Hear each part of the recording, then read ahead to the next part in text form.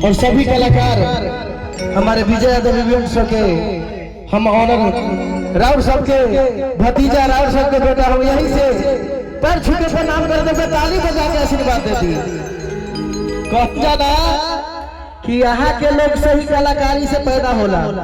छपरा जिला मुजफ्फरपुर जिला ब्रांड हो।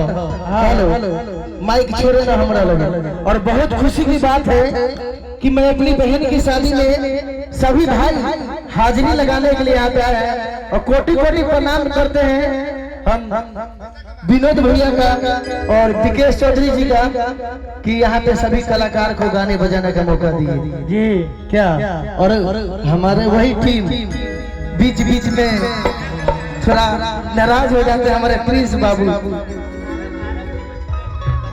और आज हमारे विशेष आभार, भले हम प्रोग्राम करे या ना करे, हम कहीं भी बाहर रहे, मुंबई रहे, लेकिन हम अपने विशेष आभार आरब जी को धन्यवाद देना चाहता हूँ। आरब जी थोड़ा यहाँ सामने आइए आगे, क्योंकि हम दोनों का जोड़ी जैसे दुल्हा दुल्हन का जोड़ी हो तो वैसे हम दोनों का जोड़ी है।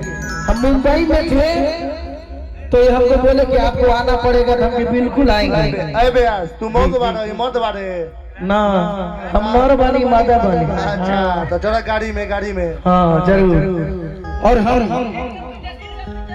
बहन खातिर कहल चाहता नहीं, एक बाप अपने बेटी से कहता है, एक भाई अपने बहन से कहता है। कैसे कहता है? आज इस घर से शादी का माहौल है, सुबह में सभी लोगों की आंखों में आंसू आ जाएंगे। क्यों? क्योंकि हमारी बहन इस घर को ससुराल जाएगी। मम्मी पापा भाई को छोड़ के उसका प्यार भुलाएंगे, हम लोग के छोड़ के जाएगी। आज इसके लिए कहता है। क्या कहना है? क्या कहना है? बिरसा के पापा जी